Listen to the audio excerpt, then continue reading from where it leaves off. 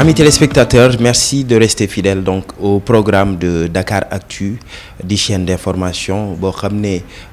jamono ji li ko yitteel bokk na ci campagne électorale bi nga xam ne moom moo nekk ci réew mi jamono ji donc ñëpp di battre campagne un peu partout au niveau du territoire national ñu am mbégte bu baax a baax di ànd ak yéen sur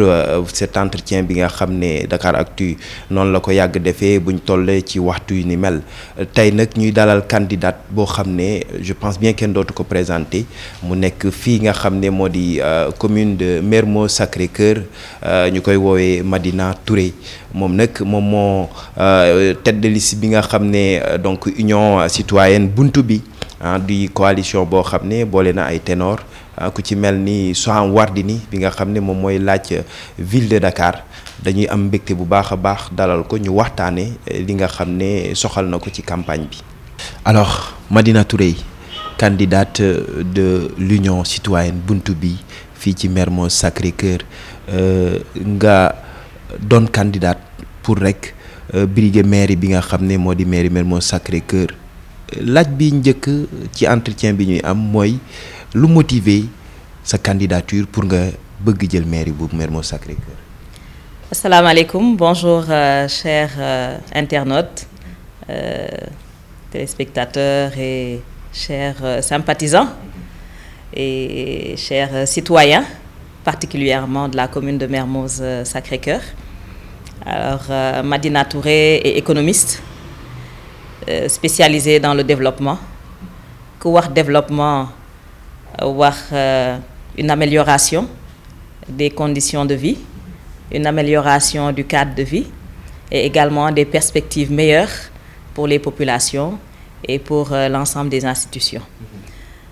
Soo gisee me poser préambule boobu c'est pour expliquer lu tax ma dugg ci course pour aller décrocher la mairie de Mermoz Sacré-Cœur. Et je pense qu'avec Union Citoyenne Buntu bi c'est l'ensemble des citoyens ñoo dajaloo am seen expertise def un constat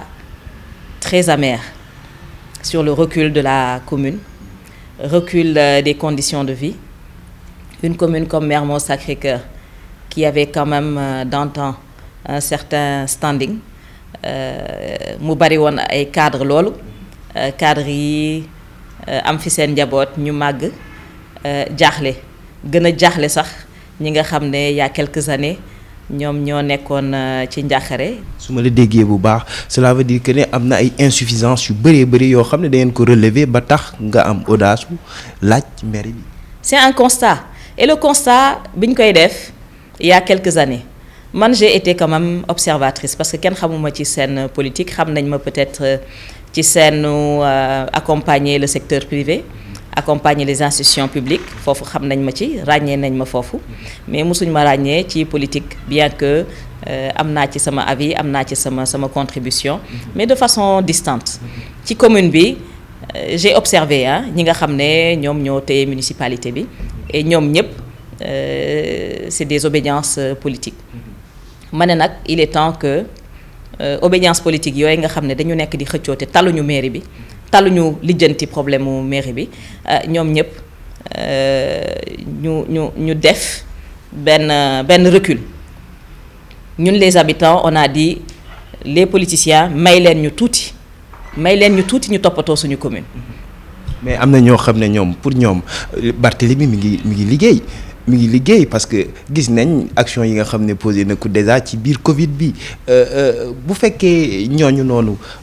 nga bëgg convaincre tey. boo leen waxee lii est-ce que dañ la déglu. On va faire beaucoup mieux parce que Covid bi circonstance la la mairie quand même le maire actuel mu ngi fi depuis 2009 avec une reconduction à la faveur du mouvement qui a installé beaucoup de maires donc mu dellu si waat 2014 12 ans après à notre grande surprise mu laajaat mairie bi ça nous a beaucoup surpris nekk en même temps candidat ville ñu ne nag candidature ville bi bu ko neexoon mënoon na ko garder mais candidature commune bi mu bàyyi ko xam nga lu tax ça voudra dire que moom su demee ville commune bi keneen la koy jox c'est évident non on ne peut pas être sur 2 sièges en même temps. tey jigéen nga te gis nañ ne langue politique yi jigéen ñi ñu ngi commencé di ci dugal seen loxo lu bëree bëri ngir rek fi góor toog ñu war fa mun a toog waaye tamit ku wax li nga xam ne mooy élection locale tudd li nga xam ne mooy programme tey ci lan ngay wékk sa programme ndax ci beneen su ma ko mënee reformuler tey bu ñu la dénkoon mairie bi lan mooy doon action bi njëkk boo xam ne di nga ko def soxal surtout jigéen ñi. On compte énormément sur les femmes parce que déjà boo xoolee parmi les maires actuels je pense qu'on en a 557 à peine une vingtaine de maires à peine et la nouvelle génération on voit des générations de femmes dynamiques modernes engagées et qui n'ont aucun complexe face aux hommes donc ñoom position homme-femme boobu kii wuñ ko sax xooluñ ko sax. dérangé wu leen je suis une femme je m'engage je suis un homme je dois faire ceci ñoom nekkatuñ ci paradigme yooyu surtout les plus jeunes qui sont avec moi les jeunes femmes qui sont avec moi et nous avons également les jeunes hommes qui sont très engagés ñoom ak seeni naataangoo jigéen yi ils sont en parfaite symbiose parce que seen génération moo ko laaj alors ñun li ñuy andi mooy suñu expertise suñu expérience suñu réseau également moom la ñuy andi fii ci commune bi pour yëf yi gaaw sama première action déjà mooy réconcilier toutes les tendances parce que ici des personnalités se regardent en chien de faïence on a de très hautes personnalités également yoo xam ne ñemewuñ sax wax ci commune bi on va leur redonner la libre parole parce que defe nañ ne bu ñu waxee rek ñu ciblé leen wala ñu ñëw fekk ci leen li nga xam ne état de peur bi am ci commune bi te waxuñu ko. mais loolu lu ko waral mais parce que gis nga y a une certaine agressivité qui a été développée en dehors de la commune et qui rejaillit dans notre commune alors que ay dëkkandoo la ñu nit ñu baax ñoo fi nekk suñu toogee nii di waxtaan doo xam sax kan mooy politicien kan mooy vraiment imam donc loolu la ñu bëgg a delloosi parce que commune bi on doit donner l'exemple aux jeunes xale yaa ngi fi ñu ngi ñuy seetaan donc dañu bëgg a jëlaat yëf yi normaliser ko teg ko seen loxo. ok bu weesoo loolu est-ce que tey sa programme bàyyi na xel également jafe-jafe yi nga xam ne jamono yi ci lañ toll bokk na ci li nga xam ne mooy xëyu ndaw yi économie solidaire yu ci mel ni wàllu paj mi est-ce que bàyyi nga xel bu baax ci programme yooyu nga xam ne c'est une nécessité également pour population yi. oui bien entendu la première des choses balaa may poser sama candidature c'est de faire un diagnostic état des lieux. dama def état des lieux commune bi parce que dama defee woon ne les manquements n'existaient pas dans ma commune bi ma ko diagnostiqué laa gis ne il y a un mal très profond dans la commune installé dans les maisons te nit ñi mënuñ ko wax parce que seen dignité mayu leen ñuy génn seen bunti kër yi di wax donc ñun dañu dem dugg seen biir kër yi wax ak ñoom wax leen suñu intention ñu jàppale ñu ñenn ñi ànd ak ñun dem ci liste bi ñu xam bu baax lan la nit ñi di dunda. Il y a également dans ma commune un problème épineux qui date de plusieurs années mooy les 202 familles yi nekk cité li ñuy wax cité collectif mooy cité célibataire nga xam ne y a 202 familles qui sont menacées d'expulsion dañ leen bëgg a génne foofu yóbbu leen jaxaay jox leen 2 millions pour ñu libérer foncier bi foofu et nous ça nous a interpellés xamuñu woon sax ni ce problème existait ñu def ko nag suñu engagement def ko suñu combat ne 202 familles yooyu duñu bouger fii parce que 202 familles si vous comptez 10 personnes par famille vous voyez à peu près 2200 personnes ñu génne leen ci commune bi dugal leen ci ay CAR comme je dis encore comme s'ils n'avaient pas le droit, comme s'ils n'étaient pas dignes de rester dans la commune. Kooku ça nous a heurté et nous avons vu que la municipalité problème boobu jëlu ko def ko combat am li muy mën a combat yépp man boobu moo doon combat am mu taxaw ne état 202 familles yi nga bëgg a génne sama commune bu leen laal nañu discuter ba xam ñun municipalité ak état naka la ñuy defee benn partenariat ñu tabax logement social dëkkal leen fa. Ça c'est une chose. Et wax naa wàllum insécurité bi nekk fii Sacré-Cœur parce que les gens sont livrés à eux-mêmes ñemeetuñu sax génn timis doxantu ñu ne nag brigade municipale dafa war a am mën nañu les jeunes qui sont dans la commune et créer des brigades par quartier ñoom ci seen bopp ñu yor seen sécurité quartier bien sûr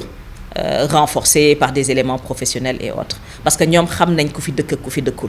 xam nañ koo xam ne da nga fiy roode nekk nga fi nekkoo fi le jardin public qu'on avait gis ngeen travaux yi nekk fii les travaux yi ñuy def pour BRT bi il y avait un jardin public qui était là mais dañu dem ba di nga dëkk en face jardin public bi sax doo ñeme traverser pour dem toog parce que c'était occupé par des personnes qui n'avaient rien à y faire. Cadre de vie boobu laa bëgg delloosi qu'on revienne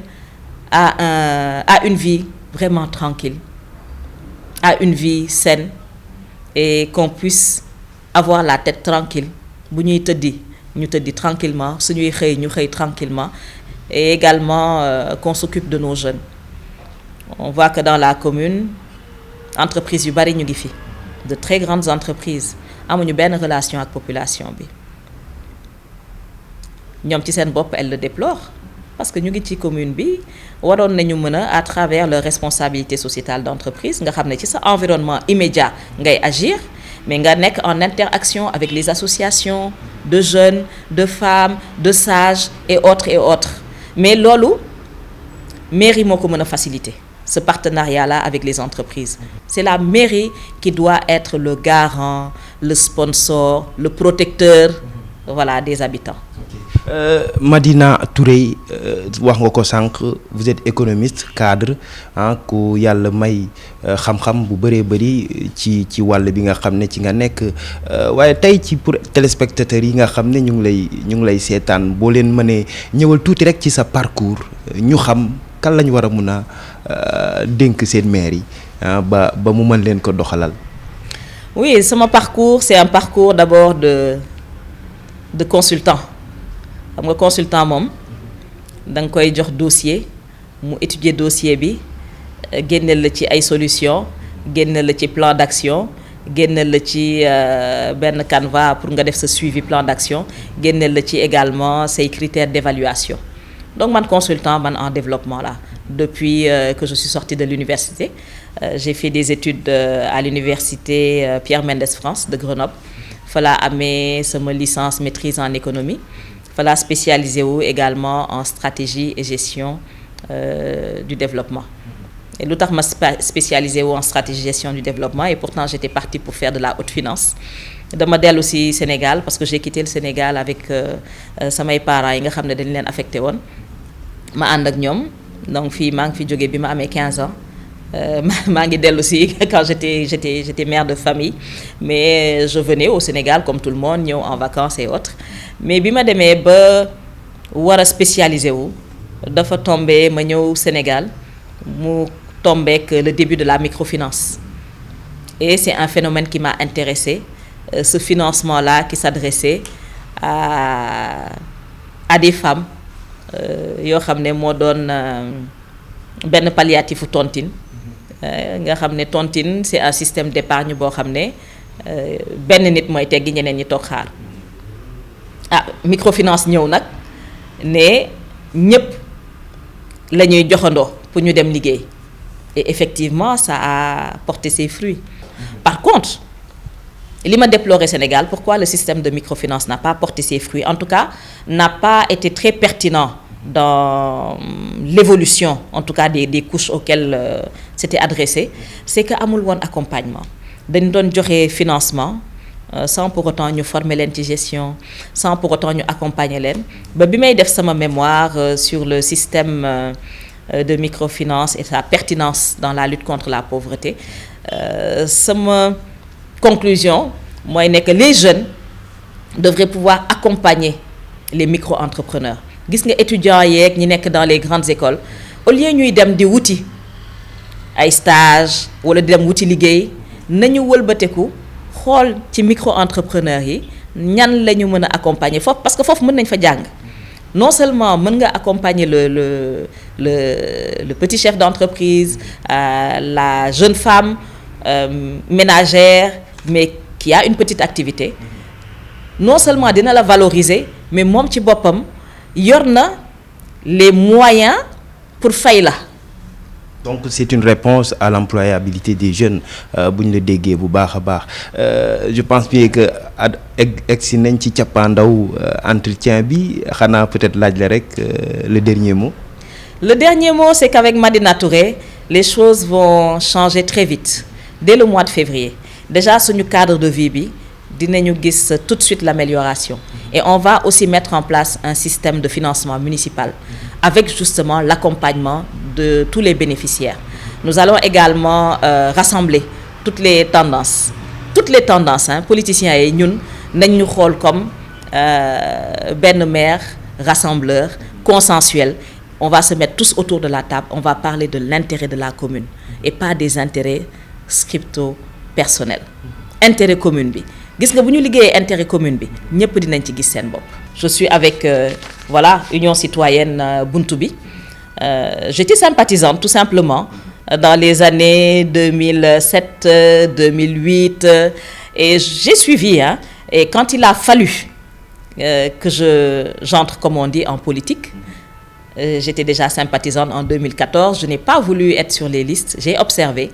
Mais là, quand j'ai pris ma décision en 2019, parce que 2019, là, j'ai pris ma décision, et j'ai dit que je porte cette bannière-là, et nous allons aller aux élections avec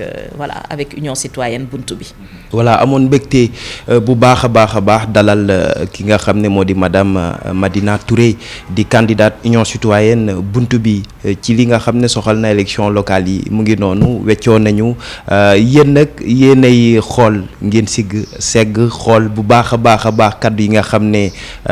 wax na ko fii yëkkati na ko fii, et après nag ngeen def seen choix, parce que tamit choix bi day basé wu également ci programme. Donc bàyyi leen ci xel bu baax a baax, dina am solo ngir avenir u réew mi. Jërëjëf.